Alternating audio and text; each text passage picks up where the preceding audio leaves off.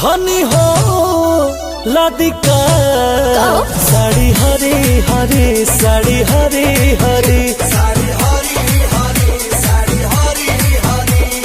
अरे रहे दो।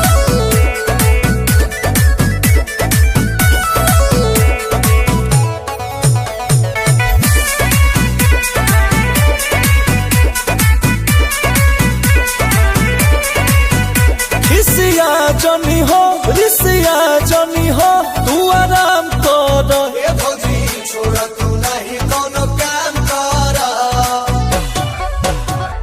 बतिया हमार सुना कान खोल के जाने फसलावा मीठा बात बोल के।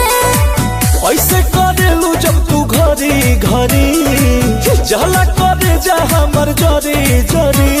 तोरा खुदे धनी हो लादिका साड़ी हरी हरी साड़ी हरी हरी।